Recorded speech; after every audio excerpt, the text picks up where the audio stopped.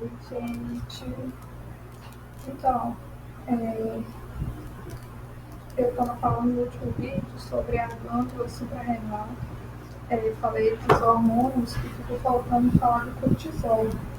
Bom, a maior parte do cortisol ela se encontra ligada ao CBG, que é uma proteína que é sintetizada no fígado. O estresse fisiológico agudo ele causa aumento da secreção de cortisol. Só que em pessoas ansiosas, a liberação de cortisol é a mesma, acontece normal, não tem alteração nenhuma. Bom, o controle da secreção ela se dá por alça de feedback. Se dá por alça de feedback negativo. Então, o que acontece? Quando tem pouca concentração de cortisol, lá no hipotálamo acontece uma maior produção de CLH, né? Isso. E na hipófise, isso vai fazer com que na hipófise ocorra uma maior produção de hormônio adenocorticotrófico, que é o ACTH. ACTH. ACTH. Então, vamos tirar isso. O CRH e o ADH, eles vão se ligar a receptores específicos, que é o CRHR1 e o receptor do tipo 3, respectivamente, desses dois, e vai fazer com que ocorra a produção da PONC. Essa PONC, ela vai fazer com que ocorra a síntese e a liberação do ACTH. E o ACTH, ele vai trabalhar na hidrólise dos ésteres de colesterol, que, como eu falei, vai clivar primeiro, vai quebrar primeiro as cadeias laterais do colesterol, e a partir daí que ele vai poder ser sintetizado, vai poder ser transformado, sofrer as reações químicas, vai ser transformado em testosterona, aldosterona e no cortisol.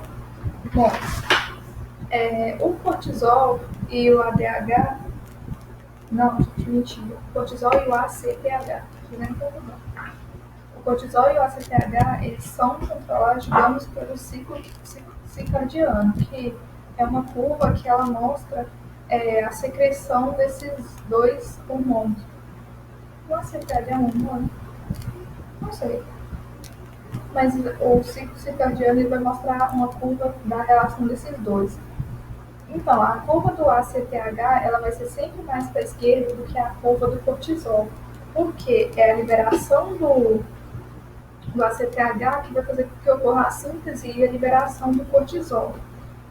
Bom, esse ciclo está relacionado com o ciclo dia e noite, com a alimentação e com o ritmo de trabalho que troca o dia pela noite.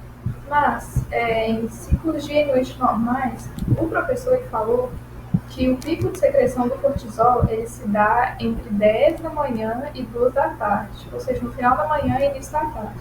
Mas no livro de Fisiologia Aires, no Rui Cury e no Linda, ela vai estar que o pico de secreção do cortisol ele se dá antes do despertar.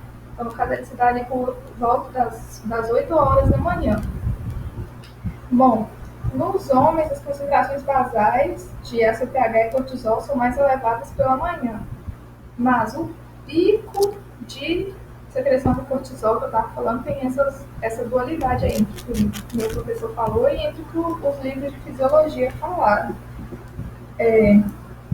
Agora, o mecanismo de ação do cortisol. Ele tem um mecanismo de ação nuclear. Ou seja, o cortisol, para ele entrar na célula, ele não precisa de nenhum receptor, de nenhum transportador, porque ele é basicamente lipídico, então ele atravessa a membrana sem problema nenhum. Quando ele entra na célula, ele vai se ligar ao receptor de cortisol, que é uma proteína citoplasmática, e quando ele se liga, vai fazer com que ocorra a fosforilação desse receptor. A hiperfosforilação desse receptor. E quando isso acontece, esse complexo ele é translocado para o núcleo. E no núcleo ele vai fazer com que aumente ou iniba a expressão dos genes. Para inibir a expressão dos genes, o receptor de cortisol ele vai se ligar principalmente nas regiões promotoras e vai fazer com que sejam recrutados é, responsivos negativos ao cortisol. Ou seja, fazer com que sejam recrutados os genes que respondam negativamente ao cortisol para que possa inibir a expressão desses genes. Quando for para aumentar a expressão, o receptor de cortisol ele vai interagir principalmente com genes específicos, com partes específicas do DNA. Ele vai fazer com que aumente a transcrição, ou então com que ocorra a mudança da conformação da cromatina para que ela se torne mais traducional e transcricional. Essas reações elas são mais lentas porque são ações nucleares. Bom, o cortisol ele tem efeitos fisiológicos no metabolismo de lipídios, proteína e carboidrato. No metabolismo de carboidrato, ele é hiperglicemiante. Por quê? Quando a glicemia está muito baixa, ele faz com que ocorra mais concentração de glicose no sangue. De que forma? Quebrando o carboidrato e produzindo mais glicose.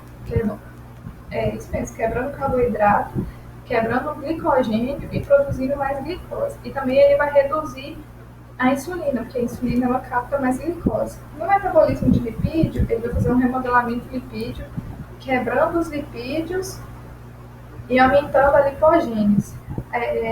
Ele se dá, a deposição de lipídios se dá principalmente nessa região do pescoço. Só que essa deposição também ela pode ocorrer nas vísceras. Isso vai causar uma obesidade visceral que vai trazer problemas depois. No metabolismo de proteínas, ele vai causar a quebra de proteínas magras pela proteose. O sistema cardiovascular, o cortisol, ele vai fazer com que tenha uma resposta aumentada aos adrenérgicos, porque ele vai aumentar o efeito da acetilcolina e também vai aumentar o cálcio intracelular. Isso vai fazer com que aumente o débito cardíaco pela maior contração do músculo cardíaco. No sistema ósseo, ele vai causar remodelação óssea pela ação dos osteoclastos. Só que, quando tem uma exposição prolongada ao cortisol, isso pode causar osteoporose, justamente porque os osteoclastos eles vão degradar muito rápido a matriz óssea, eles vão degradar mais a matriz óssea. No sistema imune, ele vai causar imunossupressão, porque vai reduzir a contagem final de neutrófilos e linfócitos. E quanto à inflamação e alergia, que pode ser a principal ação do cortisol, ele vai reduzir o sintoma de inflamação, ele vai reduzir a inflamação, vai reduzir os sintomas de alergia por suprimir esses mediadores. A maioria dos antialérgicos são de origem corticoide. Na imunossupressão, o cortisol ele pode ser usado após cirurgia, porque como ele vai reduzir o sistema imune, as células do sistema imune, a pessoa vai ter uma resposta menor a pessoa vai rejeitar menos o órgão, digamos assim, porque o sistema imune vai estar mais fragilizado. Então ele pode ser usado sim. A síndrome de Cushing é quando tem um excesso de glicocorticoides, seja pela ingestão exagerada, seja por um tumor hipofisário que produza muito ACTH, ou seja por um tumor adrenérgico que produza muito cortisol. As características da doença são a mudança no ritmo circadiano, que vai ter um aumento de secreção do cortisol durante a noite, e também vai ser uma não resposta a 1 miligrama de dexamestosano, que é um glicocorticoide sintético. Então, se a pessoa tiver com esses sintomas, possivelmente ela vai ter a síndrome de Cushing. Então, do cortisol é isso.